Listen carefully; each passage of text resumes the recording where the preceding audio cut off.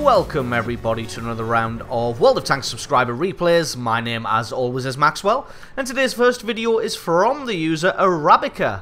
That is Arabica, and he's driving the IS-3 on an encounter battle on El Haluf. IS-3 being a tier 8 heavy tank for the Russians. This tank is borderline OP, especially for its tier. It's got an okay hit point pool, considering the Pershing has about the same, only 60 hit points less, and it's a medium tank. T-32, as you can see in the front there, has a bit more hit points. But speed and maneuverability on this tank are good. Its armor is excellent. Especially, it can just be surprisingly bouncy, especially if you get hit somewhere in the side or on that turret. Then this tank can really catch people off guard. And its cannon is also good for its tier. So Arabica are going to be doing what a good heavy tank does, despite the, no matter what mode it is, they're going to be heading all the way to the far north. Spots out a Hellcat here. You can see the aiming time on his cannon letting them down a bit. So the T-32 had his shot, so took his shot as well. And as it is, he takes out the Hellcat and picks up a very, very early kill number 1 here. Does also spot out a Tiger. Gets a good hit on him as well. Looks like the early scouting from the 416 really paying dividends here, as the Allied team's able to put shot after shot into the camping tanks there. And a beautiful shot to hit the side of the Tiger 1 and take him out in the fog of war. I'm not sure if somebody else hit him first or whether that one was an ammo rack. Either way, it was a fantastic shot. Unfortunately, that Object 416 has now been taken out, but he traded his life for a Tiger 1 and a Hellcat, so actually not really sure that that worked out in the Allies' favour. But then again, they're going to take this momentum going forward. As you can see, they now have a presence on the hill. The Jagdpanzer Mark IV up on the elevated section there. T-32 coming in to fill the space behind him, and the IS-3 coming in after that. Unfortunately, though, as you can see, there aren't really very many of them on this hill. Although they have done their job well of taking the hill, there probably isn't enough of them. If the enemy team has concentrated enough forces here, this might be a difficult battle. Beautiful shot on the Cromwell there, only leaving him with 41 hit points. Probably couldn't have taken him out with a single shot. As you can see, the enemy tanks think that there's nobody really here, but Arabica's going to come around the corner and prove them wrong. This IS-3 going to be trying to charge down the Jagdpanzer IV here. T-32 not really going to offer any aid. He's still trying to shoot that Cromwell for some reason, when he's got a much higher threat in front of him. Arabica also doing the same. Drops back to try and get a hit on this Cromwell, but he just fades away into the fog of war. He's going to be waiting patiently. Although they can afford to be a little bit kill hungry like that, considering that there aren't really very many enemy tanks here either. There's only that IS-3 and that T-34-85, and they're not really going to pose too much of a threat. Very unlucky first hit there to take. Takes his ammo rack out, so he's going to immediately use that repair kit just to get that one fixed up. Unfortunately, his piked front armor was facing nice and flat towards the enemy IS-3 there, so he was able just to get a shot straight through that. Got to be careful with how you angle this tank, because it's got that piked front. You can't just do the normal side scraping tactic that you would employ with, say, the flat fronted vehicles from the Germans or the Russian mediums. Got to play it carefully here. As you can see, the enemy IS-3 poking himself up. Arabica just having a quick look behind him there, because that IS-3 shot was so wide that just wondering if he was firing at somebody else, but no, indeed he just missed his shot terribly. Realizes that he doesn't really want to push against this, considering that the enemy team does have tanks in the background there. That T-32 very low on hit points though, and the enemy tanks are both focusing on that T-32 there. Was trying to get a shot on the side of the IS-3's turret. Unfortunately, he was just, his gun depression let him down there, so decided just to shoot the T-34-85 instead. IS-3 focused completely on Arabica here, so the T-32 decides to poke over the top and try and get a hit on him. And Arabica going to take this opportunity to get some revenge damage. Unfortunately, that one only hits his tracks, and he's going to be forced to fall back, as he doesn't have the gun depression to be able to duel with him. But the T-32 was able to land a fantastic shot on the side of that IS-3. There's a Hellcat still in the cap circle, but it looks like that AT-8's been able to reset him now, or at least get eyes on him so that somebody could reset. Allied team not doing particularly well at the moment, losing 8 kills to 3. So this is going to be a bit of a hill to climb. Most of the enemy Allied tanks, as you can see, are tank destroyers, and they're camped in the back. And they just got out-camped, basically, by the enemy team. You can see that Cromwell is still alive, and he's spotting out all of the tank destroyers. Anybody who comes to try and kill him, the enemy team is just whittling them down and taking them out. Arabica just trolling that IS-3 into having his shot. Unfortunately for him, the IS-3's fallen back far enough. T-32 has his shot as well, so both of them should be reloading now, and the T-32 hasn't dropped back far enough, and Arabica's able to take him out and pick up kill number 3. And somebody really has to do something about this Cromwell now, because he is continuing just to spot everybody out here, and the enemy team is just killing everybody in their sights. Gets a little bit brave now and pokes himself up a little bit further, and Arabica is able to finally take him out and pick up kill number 4. So hopefully that should stem the flow of blood from the Allied team. They are still losing 7 kills to 10, but they've managed to pull this one back a little bit to just within 3 kills. That T-32 doing a little bit of mountaineering, sneaking around the side there, and Arabica is going to use this opportunity to close in from the side of this IS-3, who takes a hit in the front from the T-32. Beautiful shot on the move there to pick up kill number 5. He's got to get himself into cover now because he doesn't want to take any damage from those camping tank destroyers, although the enemy team still does have people in the cap circle. He's got a Hellcat closing in from the side, bounces a shot from somebody, and he's going to reverse a little bit, try and get himself back into cover. Don't think there's anybody up on the hill to the right. Oh, spots a very distant Jagdpanzer there, making his way up the hill, gets a great shot into his rear. Somebody spots out the T-34-85 that is doing the base capture. And the Hellcat pokes himself out, and if he's not careful, he's going to get himself taken out, and he wasn't careful, and he got himself taken out. And that is kill number 6 now for Arabica, and his well-deserved Top Gun medal. Allied team doing a great job of evening the score here. It's now 11 kills to 10. And it looks like that T-34-85 that was doing the base capture has now been eliminated.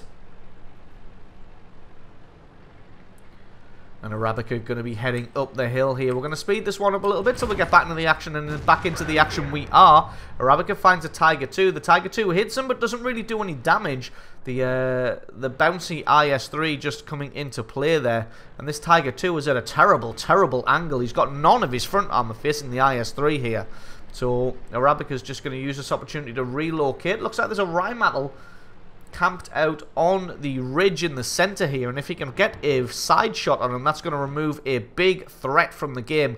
And indeed he can get a side shot, spends his time aiming, takes him out, and that is a big threat removed now. The cannon on the Rheinmetall can do some serious damage, but it may be too little too late, as they are currently losing 11 kills to 13. Only 2 tanks left for the Allies, that KV-1S and Arabica himself in the IS-3. You can see the KV-1S is camping probably about in the most ridiculous position it is possible for him to camp, all the way over in the spot where the artillery would normally be. And I'll be very, very surprised if his view range would allow him to see anything from that position. So Arabica finds the Tiger 2. He's decided that he's got the hit points just to take this one on the chin, but as it is, the Tiger 2 rushes his shot and plants it into the dirt, and Arabica is able to take him out with 0 damage returned. And that's kill number 8 now, and that is a Radley Walters medal. So still losing 13 kills to 12, but I would really call that 14 kills to 12, because I don't think that KV-1S is really going to do anything in the position that he's in. He is pretty much useless at the moment, so it's just Arabica versus another KV-1S, a Jagdpanzer 4 and that SU-100. Although people are complaining in the chat that the KV-1S and the SU-100 are bots, with the SU-100 having a kill, I'm not really sure if that's going to be true. He may just be a bad player. So now we're going to be having a scout around here, trying to find where the remaining tanks are. It's a safe bet that the KV-1S, if he is really a bot, is going to be around here somewhere, around the cap circle, probably maybe AFK. And there he is, camping in the background there. Looks like he is AFK, actually, so the calls for him being a bot may actually be justified. or to be honest, might not be a bot, might just be AFK, which I think he indeed is. So Arabica's just going to take this guy out. He's a free 810 damage. Switches to HE rounds because he's only got 28 health left, and he wants to keep his remaining good shells for the guys who actually know what they're doing. Jagdpanzer 4 hoves into view behind him, but he's nowhere near quick enough to be able to get a shot onto Arabica, and another shot landed, probably from that SU-100. So if he is a bot, he's a little bit smarter. I'm not sure what this Jagdpanzer's doing. Turns himself around and tries to make a run for it, but he really should have understood that he didn't have anywhere near enough time or space to get away from the IS-3, and as it is, he becomes kill number 10 and the well-deserved Pools medal. So going to speed this one up now until the action winds down. Like I said, people are calling for the fact that the SU-100 is a bot. And if he wasn't a bot, though, I would imagine that he'd be defending himself in chat. As it is, they're just giving away his position. Something that I don't really agree with. Even if he is a bot, you don't have to give away his position. And Arabica just going to come around the corner, probably find him here. He's got full hit points though, so this is... Oh, and there we go. Gets an ammo rack. Sweet, sweet justice. Takes out the SU-100 with an ammo rack. And that is GG and the victory for Arabica, picking up a monster 11 kills and over 5,000 points of damage. So absolutely awesome replay from you. Thank you very much for sending that one in. Don't forget to stick around, guys, because as always, the score screens and another replay are coming right up.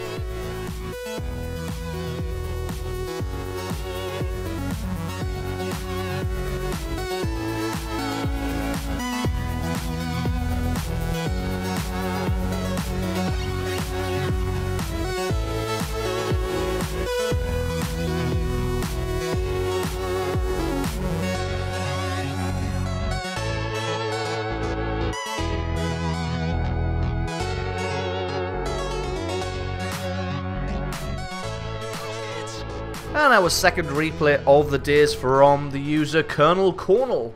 That's Colonel Cornell, and he's driving the E50 on a standard battle on the Arctic region. E50 being a tier 9 medium tank for the Germans. This thing is a bit of a beast. It gets a decent cannon on it, has okay speed and maneuverability, but one thing it does have going for it for a medium tank is its size. As you can see, larger than a T-32, and because people see that medium symbol, they don't really think it's much of a threat, but this thing can be used like a guided missile, and when it is ramming, it can do some serious damage to people. As you can see, when it comes alongside this 112 here, it is wider, taller, and probably a little bit longer as well. So even though it's a medium tank, it is still very dangerous when it decides to ram somebody. So straight away spots out the WZ-132, thinks he's going to get a shot on him, but it looks like the 132 is pretty smart, and he's just keeping behind the dip in the terrain. Colonel Cornell not really looking where he's going, crashes into a rock now. I'm going to be following around with the rest of his team here. Got a scout early on in the front there who dies immediately, rushed headlong into the enemy team here. And it's going to be up to the rest of his allies to try and mop up the mess. Looking like he's trying to get a shot on that T-44, but he can't really sneak one through the wreckage of the AMX-12T there. It'll be interesting at the end to see if that shot landed, but I don't think it did, just considering the very little of the T-44 that could be seen. Wow, a VK-4502A going full ham across the center there, already lost pretty much all of his hit points. T-44 doing exactly the same thing. I think he was trying to be a pal and coming to the rescue of the VK-4502, but as it is, he's just lost all of his hit points as well. Now gets himself taken out. So not a great start for the enemy team here, although they are winning kills-wise. The VK-4502 actually survives in the end, and Colonel Cornell, unfortunately, his first shot bounced on the T-69. A little bit unfortunate, considering that the T-69 is made out of tissue paper. Looks like this 112 has had enough of that ridiculous VK-4502. But he actually gets taken out by a T-44. So the 112 spins himself around and comes to offer some backup to Colonel Cornell, who's going to be facing off against the T-69 now. But with the front armor of the C-50, I'm pretty confident that he's going to be able to turn shots aside from that T-69. He's just got to keep his lower plate hidden. And unfortunately, when coming over the top of a hill, keeping your lower plate hidden isn't particularly easy. Bounces another shot, but it looks like this T69 isn't very good on the trigger, as he's missed one shot and bounced another. Still isn't able to get any damage through this T69. Doesn't take any in return though, just damages his observation device, which isn't too bad whatsoever. There's finding Jagdpanther 2 in the background. Again, he's been pretty smart though, as he is hiding his lower plate. Unfortunately for him though, Colonel Cornwall does have the penetration to be able to get straight through his armor.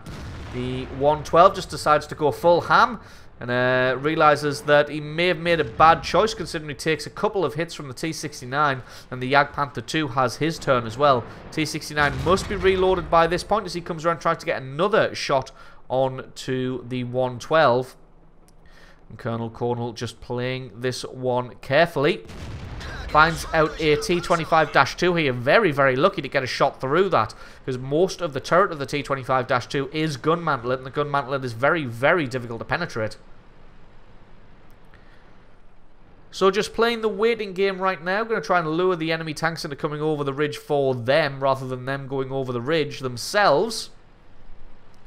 Just calling out in the chat for the T44 that they need support, but I think the T44 is pretty entrenched where he is. And there we go, returns fire on the T25-2, but hits the gun mantlet this time, and that shot's never going to penetrate the gun mantlet of a T25-2. Comes over the hill again. He's cresting the hill like this. He's going to be exposing his lower plate, so he's got to play it carefully.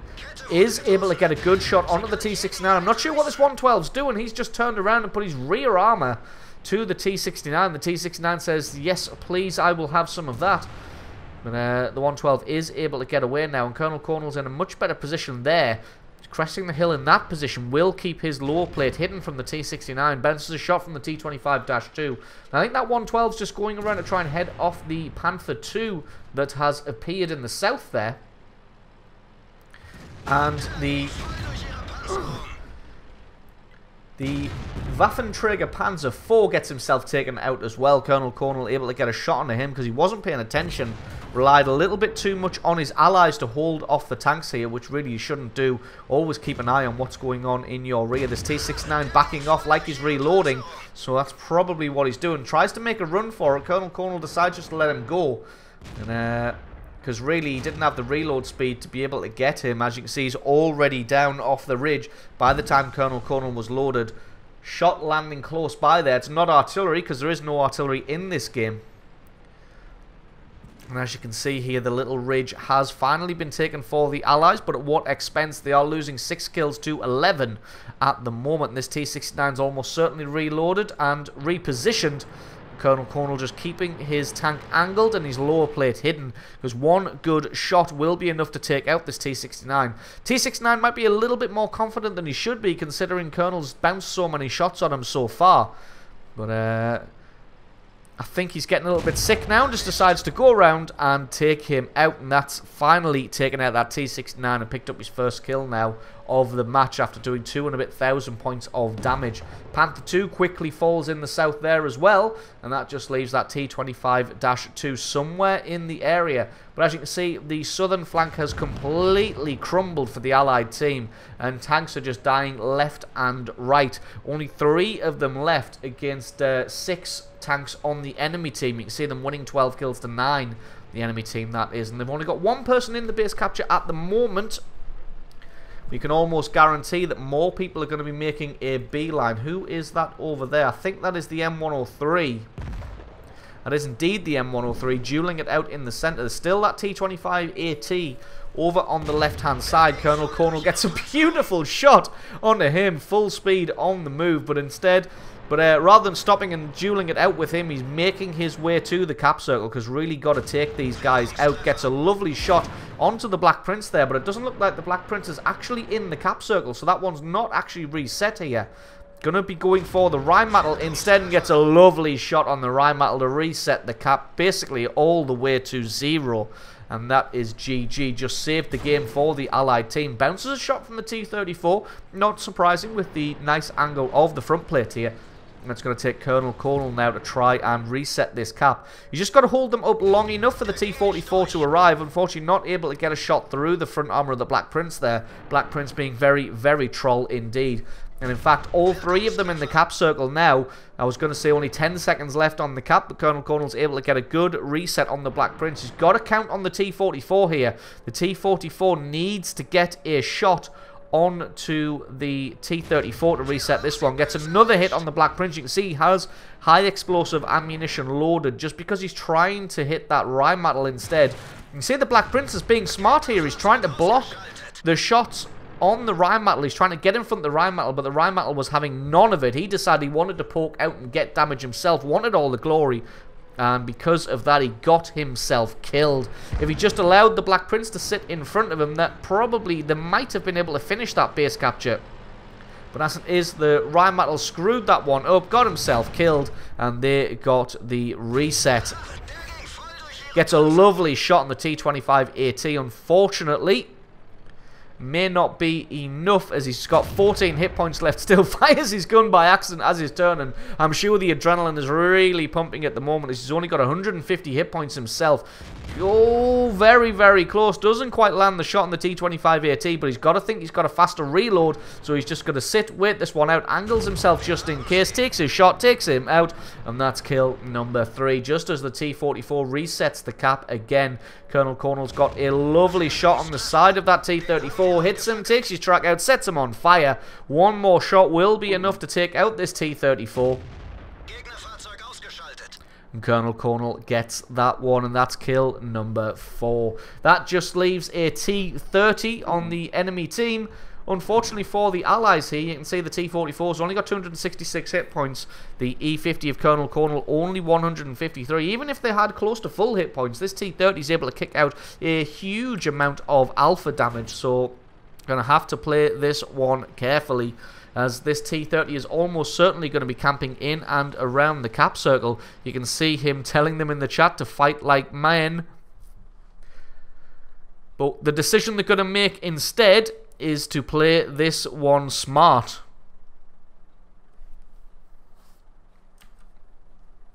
So what they decide to do here is the T-44 goes into the cap circle while Colonel Cornwall waits some distance off to try and spot the T-30 if he decides to come in. This T-30 is just being an absolute chicken though and hiding.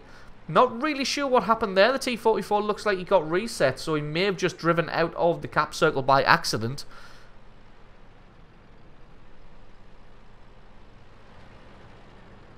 They're asking in the chat if he just shot. But the last time he was spotted was all the way in the south here. Even if you can make that out with my broken minimap. And there we go, spots out the T-30. He's still got 621 hit points, so not really sure why he's still hiding. He can probably take 2, possibly 3 hits from the allied team. So he probably would have been able to take them out if he'd fired at Colonel Cornwall. Oh, very unlucky, just a bounce on the side there. May not have the fully upgraded cannon, but Colonel Cornwall's going to take advantage of that. Get one good shot straight through his front, and then he's going to have to make a run for it. Still got 40-odd seconds on the cap here. So can't rely on the fact that he can die and then the T-30 not reset. I'm just having a quick look here. I don't know if the T-30 is stuck or not.